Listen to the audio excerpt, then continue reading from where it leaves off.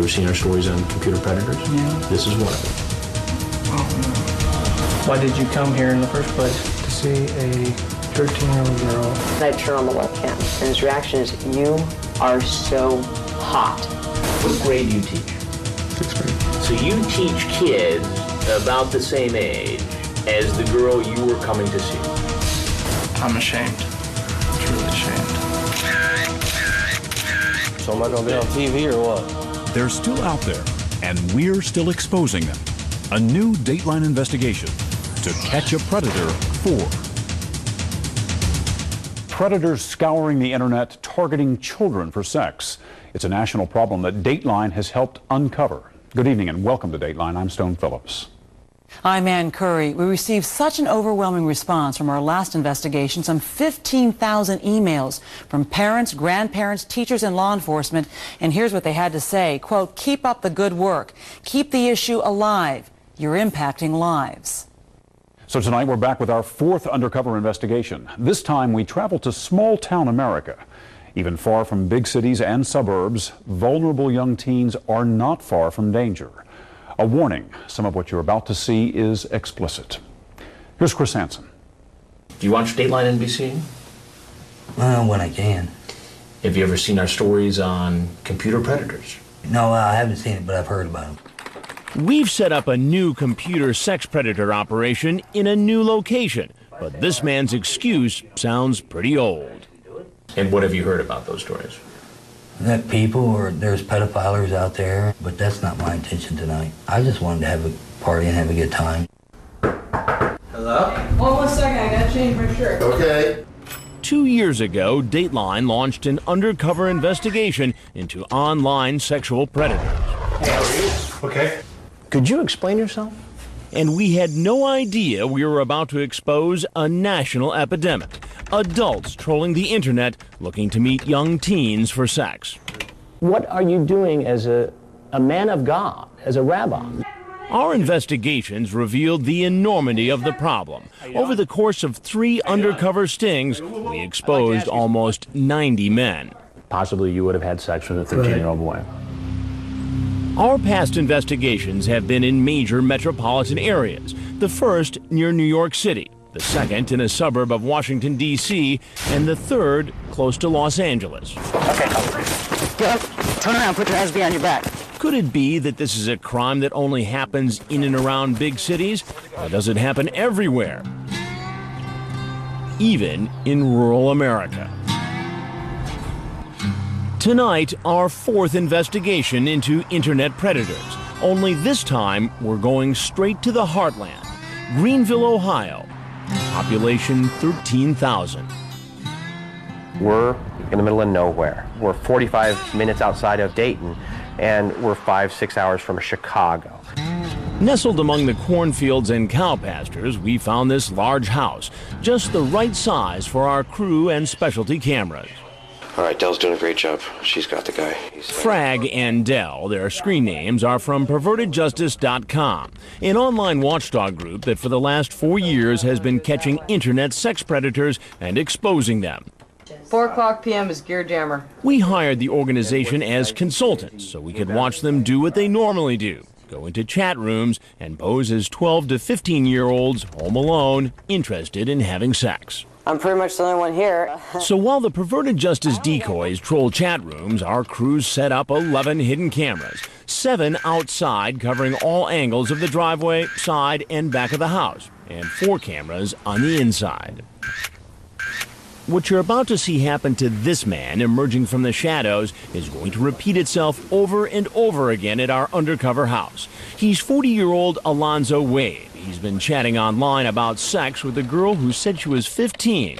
When she says she's worried she'll get pregnant, he says, "I am fixed." He drives 104 miles, more than 2 hours, to meet the young teen home alone.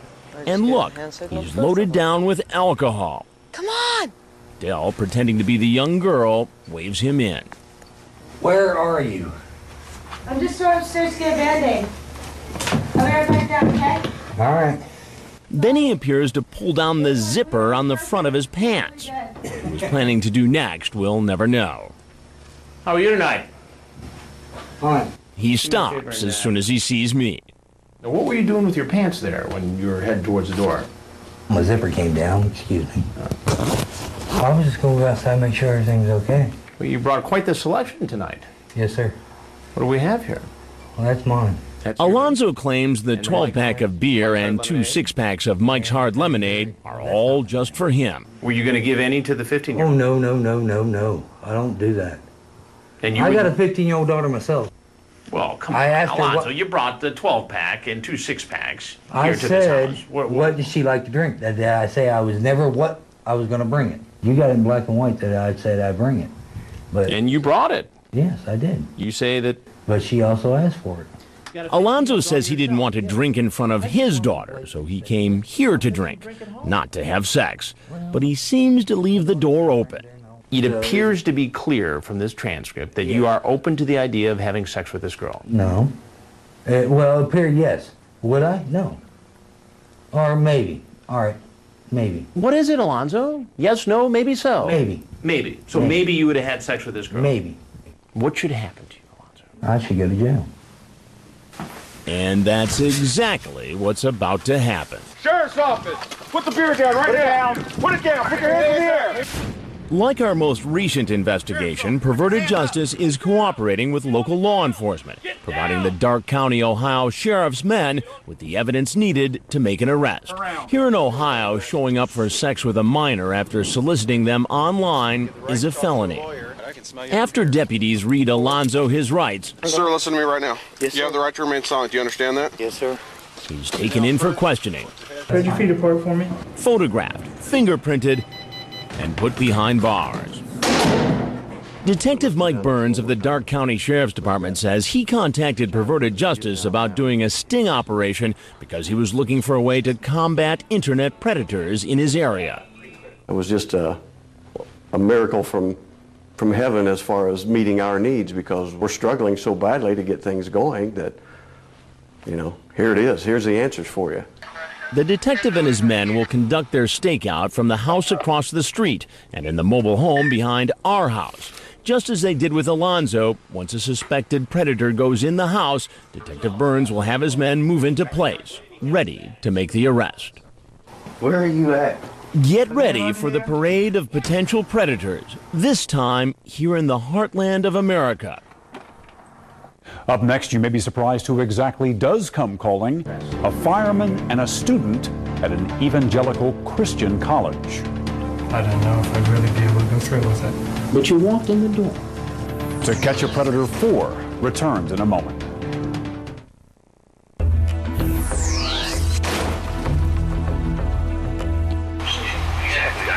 Our latest computer predator investigation is in full swing.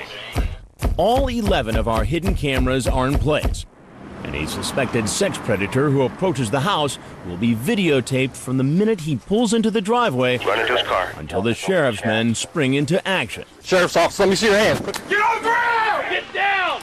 Arrest him You have the right to remain silent. You understand that right? Yes. and take him away in handcuffs. More than 20 Perverted Justice members are in Ohio and surrounding area chat rooms posing as 12 to 15-year-olds. They've set up profiles using pictures of young teens and posted personal information like age, sex, and location. Some of the profiles are on social networking websites like MySpace and TeenSpot. He's in Cincy. The decoys from Perverted Justice are waiting to be instant messaged by a potential predator. In a matter of seconds, men start hitting on the decoys. This man, screen name Green-Eyed 121, even goes so far as to suggest phone sex. He found our 13-year-old decoy, Katie Did Sings, on MySpace.com. He types, I have an idea, but it's a little weird. What? I did it with another girl, but I don't know if you want to. Call me up and let me listen to you as you yourself to orgasm. The decoy quickly declines the offer, saying her dad wants her to get off the computer and come downstairs. Green-Eyed 121 doesn't seem to mind. After all, he's already made a date for sex with her in person. Katie Did Sings told him she would be home alone for the weekend. I have good news. I can come over Friday and stay the night, too. He's coming all the way back, Going towards the front. Green-Eyed 121 is scheduled to arrive at our undercover house around noon. Sure enough, here he is, right on time. Our hidden cameras are rolling. Quiet, quiet, quiet. He's 23-year-old Nathan Downhauer. He says he's a student at an evangelical university. And what does he plan to do with Katie Did Sings? His chat log is quite explicit. My hands will travel down your smooth body till we reach your pants. Here we will remove your pants and underwear, revealing your beautiful nude body. And like so many of the other potential predators, his chat turns too X-rated for network television. And now he's in our living room. Hey, Nathan? Yep. I just cut the crap out of my toe. I'm getting a Band-Aid. Hold up the kitchen counter for a second, okay? Okay. Could you do me a favor and just go ahead and seat right over the other side of the bar, please? He drove more than an hour to keep his date for sex with a girl he thought was 13 and home alone. But he says by the time he got to the door, he changed his mind. I didn't know if I'd really be able to go through with it. But you walked in the door. And as I read some of what he said online, he doesn't sound like a man who plans to back out. You get into very graphic detail about what you want to do to her. Fantasies dreamed up online or in your mind. Things you might not be able to willingly do when it comes down to it. I will gently cup and massage your soft breasts, kiss them, and run my tongue along them. And it goes on from there, in graphic detail. What are we to make of this? I'm not sure. I don't know what the law says about this. Well, it's illegal. But nothing has happened yet. Well, I know. But it's illegal for someone to use the internet to solicit somebody who's 13 for sex. That I was unaware of. Sheriff's office, get on the ground. On the ground right now. On the ground! Later, you'll see Green-Eyed 121 get a quick lesson on the law from detectives waiting outside. But now, another stranger has just pulled in the driveway. In the driveway, in our driveway, back. Online, he calls himself J10O72960. He's also been chatting with the decoy Katie Did Sings. Remember, her profile says she's only 13. He tells her he's a fireman. Then he gets worried she's a cop. How do I know you're not a cop? Laugh out loud. I'm not a cop. How do I prove it? Call my cell and leave a sexy message. She does. And then he wants to take it even further and moves on to the subject of phone sex. He asks, "You like hearing guys moan? I want you to call now and make me moan." Katie Did Sing says, "I will hear you when you get here." And there's something else. He seems to have a thing for feet. Want me to rub your feet? Yeah. Now I'm getting turned on. The man with the apparent foot fetish is really 21-year-old Jason Shopner. Where are you at? I gotta go get a Band-Aid before I bleed all over the rug. Oh, okay. Just Hey, hang out why the don't you bar. hang out, have a seat right on the other side of the bar for me, will you? Keep your hands out of your pockets for me. Come on, just go over and have a seat, please. No, sir. Right here, please. What's going on? Why don't you tell me to get things started? Tell me what was happening. I don't know. You don't know. I do, I'm sorry. You're sorry for what? I'm a freaking idiot. And it turns out Jason really does work at a firehouse as a paramedic. Now, in your chat here, you essentially say you're a firefighter. Yeah. Don't you think that might impress a 13-year-old girl? Well, look, I'm sorry. What was your plan here today? I don't know. You don't know? I seriously don't know. Well, it looks like you knew based upon this chat. Want me to rub your feet? No, Yeah. no, okay, all right. What would have happened if I had not been here? I would have done something stupid. With a 13-year-old girl? I don't know, probably. If a 13-year-old girl had been here? Yeah. And you won't believe what else he admits. Do you ever watch television? Yeah. You ever watch Dateline? Dateline? Dateline NBC? You ever seen our stories on computer predators? Yeah, I've seen it. This is one of them. Oh, no. So even after seeing our previous investigations, watching men being confronted and arrested, he wasn't discouraged from doing the very same thing. And as you'll see later, he's not the only one. Yeah, and I've seen this on TV. You've seen this on TV before. As this investigation continues, we hear something we've never heard before. My religion. Men talking about religion. Bible. I have no one else to turn to but God. I go to church every Sunday. When we come back, how far will these guys go? A 2-hour trip to meet an underage teen. What makes a man get in a car and drive 2 hours at 2 o'clock in the morning? To Catch a Predator 4 continues in a moment.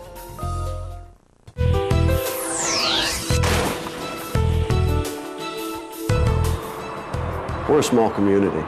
For the most part, everybody knows everybody. Because we're in such a remote location, most of the men coming to our undercover house have to drive miles and miles over country roads. Some even cross state lines. He's coming over here. This 23-year-old drove from Fort Wayne, Indiana. It's about 103 miles, more than 2 hours away. He brought alcohol for someone he thinks is 13. Did you bring the mics? Yeah. Cool, I'll be right back. And this man pulling up to our house is from Reynoldsburg, Ohio, 112 miles away. He drove more than 2 hours to meet with someone who said she was an underage teen home alone. It's 2 o'clock in the morning.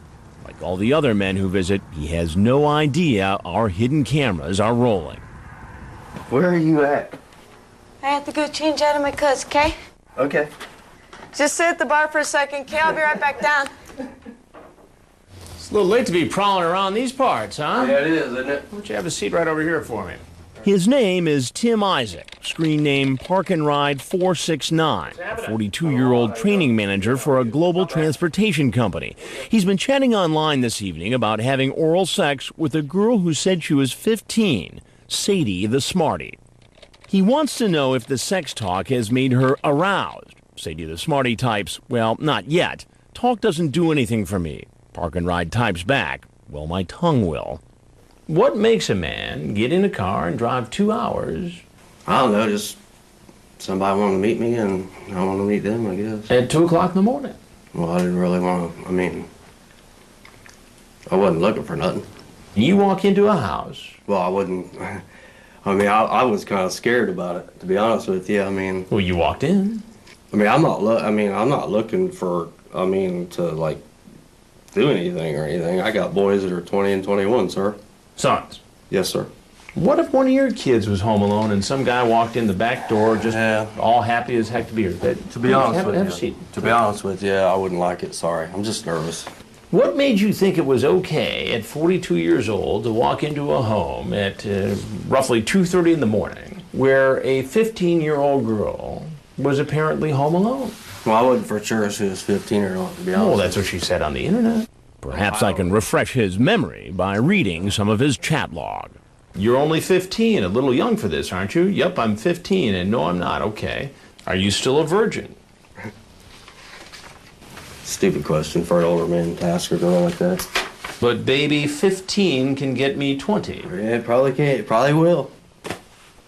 You ever do any time before? Very little time for some DUI. DUI? Yeah. Nothing like this, sir. God, man. You ever do this sort of thing before? No. This is the first time I ever done something like this. First time? That's the same claim we've heard from almost every man we've ever confronted. And most say they really weren't going to do anything sexual. Our sting in Ohio is no different. But one subject does come up for the first time. Religion. This is first. This is your first time? Yeah, and I thought, I shouldn't do that. It is also against my religion. It's against your religion? Mm-hmm. He's 27-year-old Davut Azkan, screen name Nakzox, a graduate student from Turkey. He had a sexually charged online chat with a decoy posing as a 15-year-old. You say at one point, I don't want to have any problem, Kissing is okay. Yeah. But you also say, in the next breath, have you ever seen a blank, meaning penis? Mm-hmm. I have on the internet, she says. Then you say, so do you want to see mine? It is not good. I shouldn't do that. You can play with my blank. Yes. Please don't read. You can read yourself. It sure seems like you knew what you were talking about here, and you knew what you wanted from this 15-year-old girl. I don't want to have sex, but... The 27-year-old admits he knew what he was doing was against the law. If you're so religious, if you knew it was so wrong, why did you walk into this house? I don't know. And he wasn't the only one claiming to be religious. Here comes 20-year-old Josh Tuttle, screen name Goodbody1330. He's been chatting online with someone who says she's 13 and a virgin, Jessie's Messy 13. After she tells him she has a big screen TV, he says, hee, that's great. So we can watch movies and cuddle, kiss and make out. Then head up to your bedroom and touch each other and have sex. Then he adds, we can get drunk if you want to, if it will make it feel that much better. And now here he is, walking in the door. Just sit at the bar for a second, okay? I'll be right back down. Okay. Did you bring the rum? No. I'll explain when you get down. Okay. Well, why don't you explain it to me instead? He says he didn't bring the rum because his brother drank it. Goodbody1330 goes on to explain that making the decision to come here was a tough one. He says he went to his best friend, and believe it or not, says he also turned to the church for guidance. I have low self-esteem, and I have no one else to turn to but God. So I went and I talked to my pastor. And what did this pastor tell you? It's wrong to do, and that you should have more faith in yourself. But you're here, Josh. To make new friends. To make new friends? Yes, with sir. a 13-year-old girl home alone.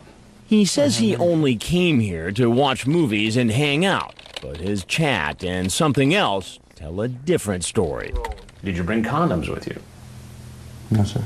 There's no condoms in your pocket? I have one, but that's just... Okay, so that's one lot. I carry that with me all the time. But you said you didn't bring any, and you did.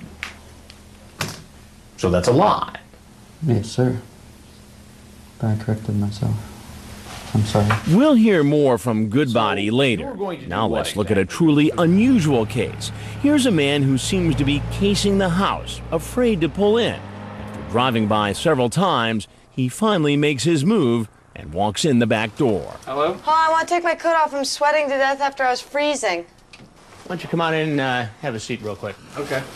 He's 33-year-old John France, a mechanical engineer. He's been chatting online with a decoy who says she's 14. Unlike all the men you've met so far, France, whose screen name is Net Buckeye, is very careful when it comes to talking about sex. When the decoy, Chicky Girl, asks, got any condoms? He says, what are those? Just kidding. Then he says, no worries. She says, is that a yes? And he replies, don't worry, I'm not going to do anything without a condom. But when I confront him, he says he has no interest in sex. I'm confused, though. So if you don't have any interest in that sort of activity, why then chat up a 14-year-old girl and come to visit her? I'm lonely. That is the bottom line. Really? Yes. Very lonely. And once again, this man also says he's religious. Is there a church group or a saloon or? There is. I go to there'd church every Sunday, and it's like, and in fact, I'm going to a new church now because I'm not happy with my old one. But So does this new church teach that it's okay to come over and visit 14-year-old girls who I are would home say alone they with would no not, parents? They would not recommend that. No. Then France says something we've never heard before. Can I have you read something? Sure. He tells us that out in his car, there's an envelope on the passenger seat. So Dell goes out to get it. I was concerned for my safety. You have to understand. I mean, things like that happen. You show up and somebody beats you up or something like that? Well, yeah, stuff like that. I mean, or worse. I mean, they could have taken my life for all I know. He opens the note and starts to read. At 8 p.m. tonight, I'm meeting a person whom I met online. He goes on to say that the girl tried to lure him into talking about sex, which he politely declined, and that he's suspicious about her identity. If she really is who she says she is, my intention is to befriend her and try to mentor her. So could this man really be here just to mentor a troubled teen? Detective Burns says he's not buying this story. Well, we refer to it at the office as an alibi letter. Alibi letter? Yeah. It was composed in such a way that it's our belief that he put it there, that if he should get caught, made it appear that he was completely innocent. And the detective says the way France cased our house does not make him look like a man on a rescue mission. When you look at a vehicle that pulls up in front and stops, drives by, comes back, does the same thing again, If it is his intent that he's going to go in there and counsel with this girl, why would you struggle with that issue? I think we saw the battle from within as to whether or not he was going to get caught. But because his case is so unusual, he doesn't get arrested At this time, we just want to talk to you. until after his interrogation. Sheriff's office, get your hands up, get on the ground! Get on the ground!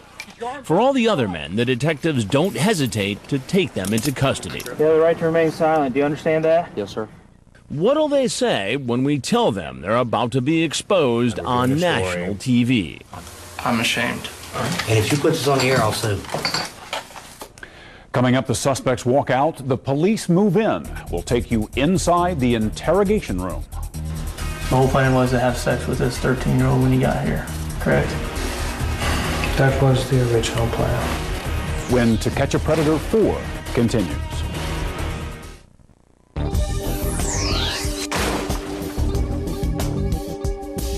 Welcome back to Dateline's fourth undercover investigation into online sex predators. This time, we're far from the bright lights of America's big cities and suburbs and in the heart of rural America, Greenville, Ohio, a community of just 13,000 people. Well, so far, we've seen how men will drive for hours crossing state lines to meet up with someone they think is an underage teen, home alone. Well, now they're about to learn what's really happening. They're being exposed on national television. Again, Chris Hansen. I'm Chris Hansen with Dateline NBC. Oh, I understand. And we're doing a story on adults going on the internet, trying to hook up with teens. Right.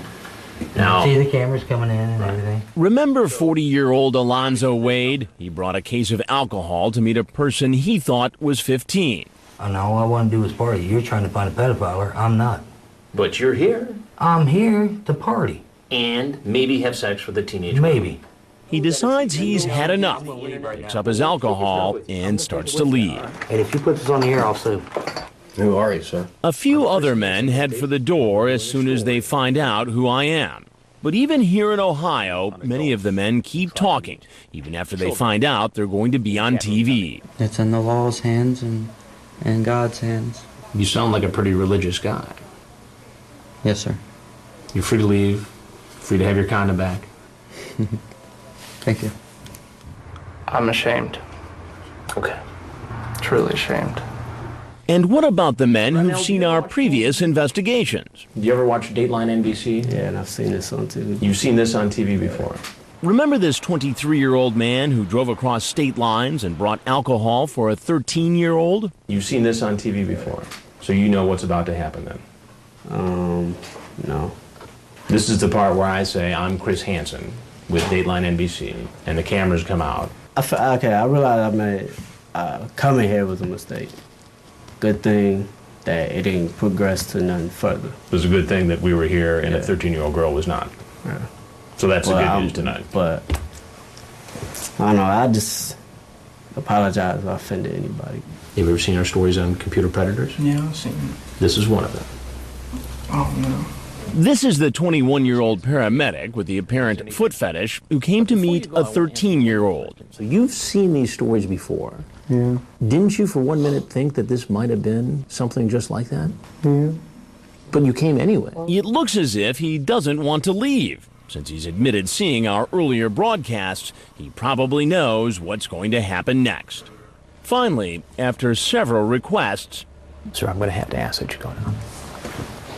he gets up and walks out the door, right into the arms of the detectives from the Dark County Sheriff's Office. Sheriff's office, let me see your hands. Put your hands up. All along, Dell from Perverted Justice has been running across the street, giving the detectives chat logs of potential predators before they arrive. We're able to look down through the chat logs and determine whether or not a crime had been committed. Once we knew for sure that somebody was coming, I was maintaining contact with Perverted Justice through radio means. Here he comes. So as the men leave, the deputies move in and arrest them Sheriff's office, get on the ground. On the ground right now. and charge them with attempted unlawful sexual conduct with a minor, a felony. In Ohio, in order for prosecutors to file the most serious charges, a police officer needs to be involved in the online chat or phone conversation. Since in this case perverted justice members are the decoys, the sheriff's department temporarily deputized the PJ volunteers who were in our house. You have the right to remain silent. Do you understand that? Yes, sir. After they're read their rights, the men are taken to this auxiliary building for an official interview. Now it's the detective's turn to ask the question. Why did you come here in the first place?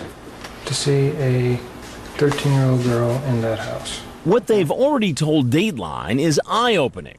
Now wait until you hear what they revealed to detectives. Remember Green-Eyed 121, the 23-year-old who typed a detailed description about having sex with a 13-year-old? Remember, he's a student at an evangelical Christian college. I couldn't stop thinking about it. What would happen if I got caught? I was caught. Sheriff's deputies find a box of condoms in his car, but he tells the detective they just happened to be there. Have you ever had sex before? No. Never. So you have a box of condoms with you. You've never had sex before. The whole plan was to have sex with this 13-year-old when you got here, correct? That was the original plan. Okay. He insists he wasn't going to go through with it. Detectives also question the 42-year-old who showed up at 2 in the morning planning to meet a girl who told him she was 15. I have to go change out of my clothes, okay? Okay. He tries to convince the detective he had no intention of having sex with a 15-year-old. You would like me to believe that you just traveled 112 miles for a couple of hours. You know what? Ride. I would like you to believe that. Just to visit a 15-year-old girl? Yep. Whose parents aren't home, and you want her to keep that a secret? Yep. Okay. And you still have me believe that, despite the fact I have chat in here about you talking about, are you wet yet? Well, I'd like for you to think the better half of me, but you got what you got there, and doesn't look good on me. It doesn't look good for this man either, the 21-year-old paramedic who has a thing for feet. What did you and Kat discuss or plan specifically to do once you met her, knowing she was 13 years old? Hang out. Hang out? Nothing else? I don't know. I guess sexual stuff. Sexual stuff? Like what? You're talking about kissing and Kiss, what else? rubber feet, stuff like that. Rubber feet? Yeah. Once the interrogations are over, the men are taken to the county jail, where they're photographed.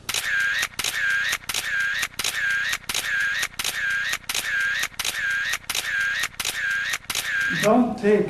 Fingerprinted. Give me your right hand, your thumb. Strip searched and put behind bars, awaiting a hearing before a judge. Most face up to 18 months in prison. Where are you? But our story doesn't end there. The next man you'll meet has a dark secret, a secret that's about to come out, and it's going to shock an entire community. Why don't you just tell me what you do for a living? I'd rather not say. Coming up, a potential predator asks to see his prey. Where are you? And he does, but it's not who he thinks. I was like, well, are you going to call if you're coming or if you're not coming? He's like, I'll call either way. When To Catch a Predator 4 continues.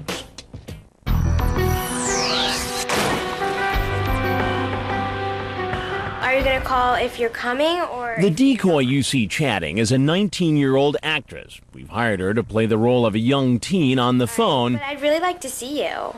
and on a webcam. All right, let's pull up my webcam first.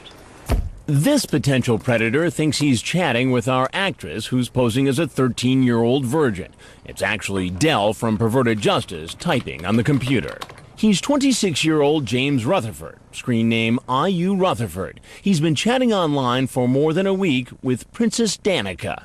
And he started out very slowly, trying to convince her that he could be trusted. He was a good guy. He ended up getting on webcam. And what does the 26-year-old do with his webcam? He starts putting on a show. He takes off his shirt, flexes his muscles, and even shows off his pierced tongue.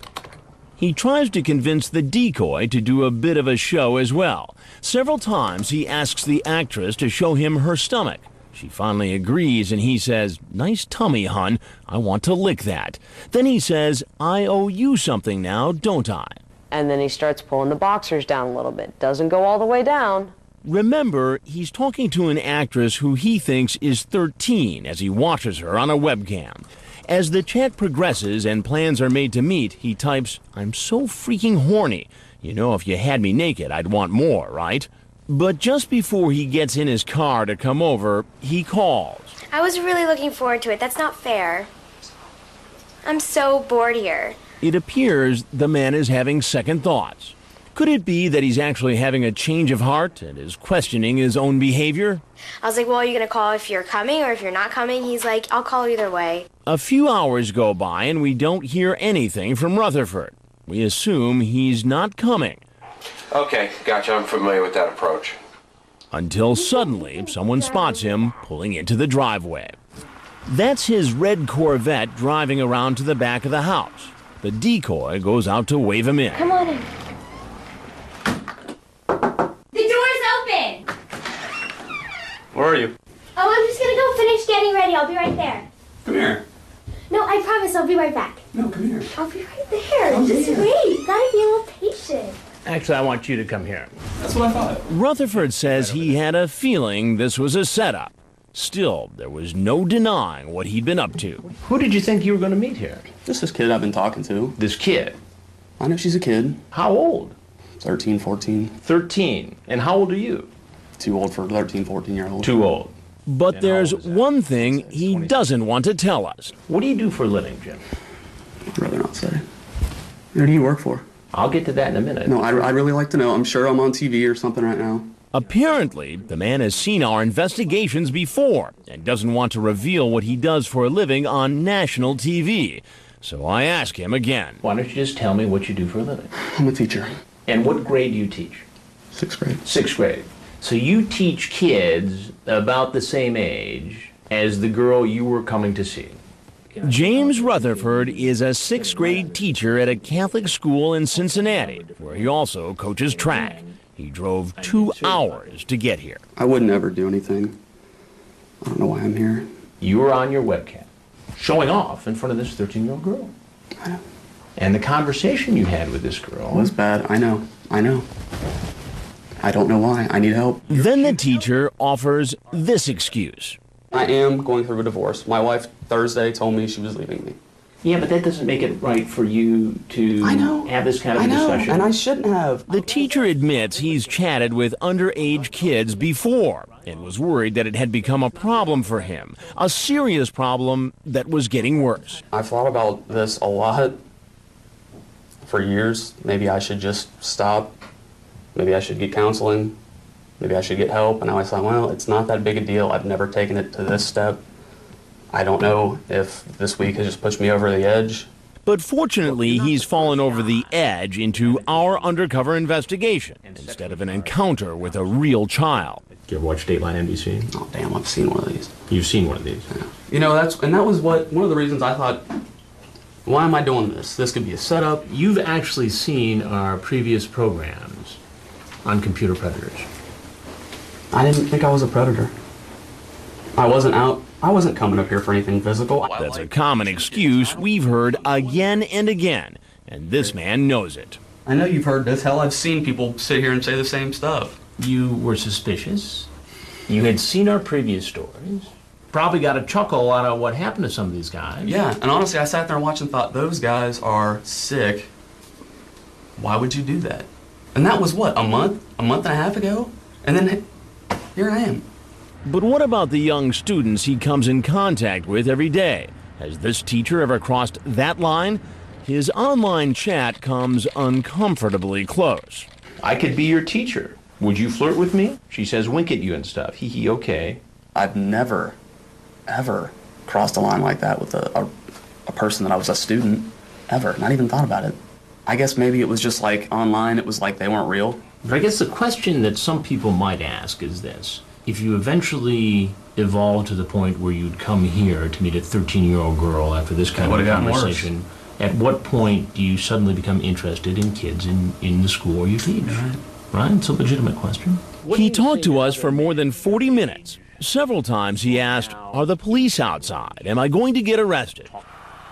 In fact, while he was inside, detectives from the Darke County Sheriff's Office had moved into place and were waiting to arrest him. Well, Jim, I appreciate that.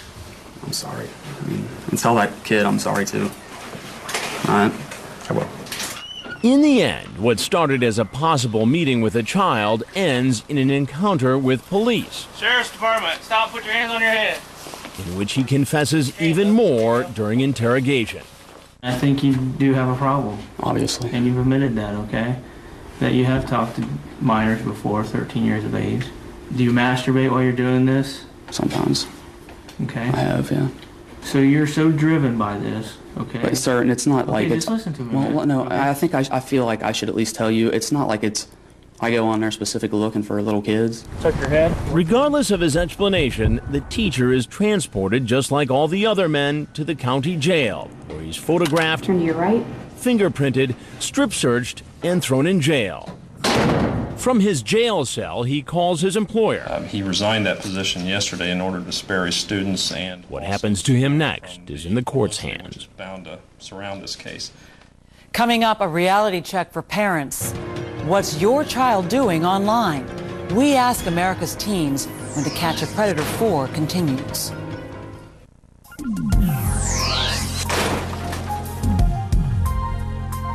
All of our predator investigations have been predicated on the idea that teenagers are willing and sometimes eager to share very personal information online. Well, what are kids really up to on the computer? They may not always want to tell you, but they did tell us in a new nationwide survey. It comes down to one simple rule, experts say. Kids online should mean parents on alert. If you could actually look through cyber glasses and see who's peering in your window, who's reading your daughter's blog, who's cyber stalking your son, it is reality. Do teens let strangers into their online world? In a survey conducted by the intelligence group, Dateline questioned 500 teenagers across the country, ages 14 to 18, about their computer habits. When asked if they chat online to people they've never met before, an overwhelming majority said yes, whether it's all the time, sometimes, or not very often. When asked if someone they've met online has wanted to meet them in person, 58% said yes, and 29% said they had a scary experience online. What about personal information, tools a predator can use like a name, a picture, an address, a birthday? When asked if they talk about personal information on the internet, about half the teens said yes, they do. We also asked if they did things online they would not want their parents to know about. Again, about half said yes. More than 90% told us that they were responsible when they used the computer. But what about friends, classmates, other teens? The answer, a big no. Most said other teens are not behaving responsibly online, which should be a red flag to parents. Where are you at? And that brings us back to the parade of suspected predators in Ohio. Next week we'll return to the heartland. What's going to happen when some of the men you've seen tonight appear in court? The maximum penalty is up to 12 months in prison. Also, we'll expose more suspects looking to meet young teens. That's our boy. He's here. This man says he's innocent, but his story is especially frightening. What then are you doing in this house less than a week before you're supposed to be in court and go to prison for doing the very same thing? Join us next Wednesday night at 9, 8 Central for To Catch a Predator 5. And you can log on to our website for a series of guidelines on how to protect your children from internet predators. The address is dateline.msnbc.com. On Dateline Saturday night, a woman is determined to find the man who murdered her sister. They were twins bound by a mysterious connection. I don't go a second of a minute of an hour of a day without thinking about her. When one sister disappeared, the other set out to prove what happened. To find the truth, she dressed like her, talked like her, tried to become her. It was a dangerous journey. It was the scariest moment of my entire life. There was guns around and there was bullets. One that almost got her killed. You want me to do anything else? Get rid of her completely. That's what happened to her sister. A dark tale of blood ties. And that's all for this edition of Dateline Wednesday. I'm Ann Curry. And I'm Stone Phillips. We'll see you again for Dateline Saturday night at 8, 7 Central. For all of us at NBC News, good night.